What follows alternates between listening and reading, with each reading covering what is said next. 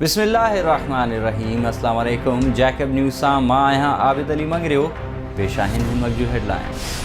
मीरपुर माथेलो में deputy commissioner ऐं SSP जी सरबराही में रेलवे जी ज़मीन ते कब्ज़नि ख़िलाफ़ क्रैकडाउन। केतिरा ई घर ड्राहे PDC मूजिब रेलवे जी ज़मीन ते केतिरनि ई सालनि खां कब्ज़ा ख़त्म करण लाइ ऑपरेशन कयो पियो वञे। जेके घर ड्राहिया आहिनि उहे रेलवे जे प्लाटनि ते गैर क़ानूनी तौरु ठाहिया विया हुआ।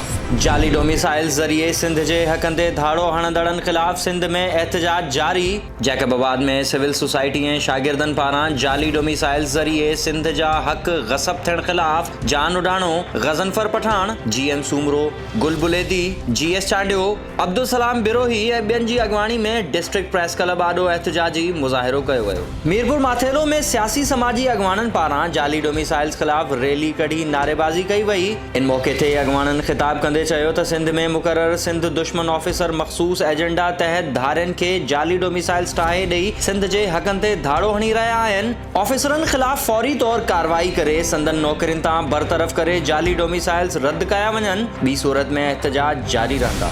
रोड़ी वासी सोलंगी बरादरी जी औरतुनि पारां पुरअसरार नमूने गुम थियल जावेद सोलंगी जे लापता थियण ख़िलाफ़ प्रेस क्लब सखर आॾो एहतजाजी मुज़ाहिरो। ज़िले इंतज़ामिया ऐं सखर पुलिस खां ॻोल्हा में मदद करण जी अपील। जावेद 2 ॿारनि जो पीउ आहे जंहिंजो दिमाग़ी तवाज़ुन दुरुस्त न आहे। इंतज़ामिया मदद करे अमरजी तां।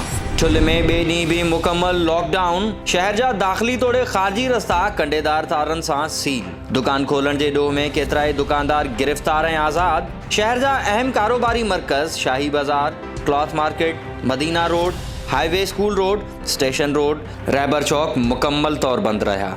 जॾहिं त केतिरा ई दुकानदार दुकानुनि खे ॿाहिरां ताला लॻाए कारोबार करण लॻा। ठुल्ह में म्यूनिसिपल अमले जी नाअहली सबबि गटर उथली पिया। शहर जे मुख्य इलाइक़े रियाज़ कॉलोनी समेत केतिरनि ई इलाइक़नि में गटर जो गंदो पाणी शहरियुनि जे घरनि ऐं दुकाननि में काहे पियो। म्यूनिसिपल अमलो गायब, शहरी अज़ाब में।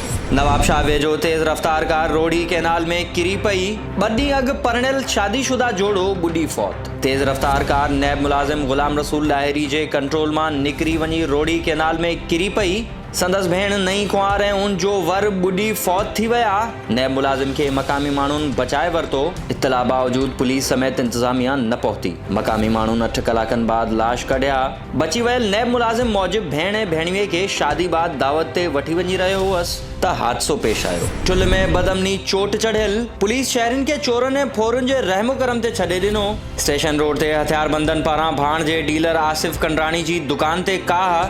हथियारबंदनि दुकान जे अमले खे यरगमाल बणाए 8 लख रुपया फुर करे विया। वाक़े ख़िलाफ़ दुकानदारनि ऐं कंडराणी बिरादरी जो पुलिस ख़िलाफ़ एहतजाज। समाजी राब्तनि वारी वेबसाइट ट्विटर ते शहीद मोहतरमा बेनज़ीर भुट्टो ख़िलाफ़ लिखंदड़ अमरीकी औरत ख़िलाफ़ मटियारी में पीपल्स यूथ विंग पारां एहतजाजी मुज़ाहिरो। संदसि ट्विटर अकाउंट बंदि करण जो मुतालबो। मटियारी थाणे ते दरख़्वास्त बि दाख़िल।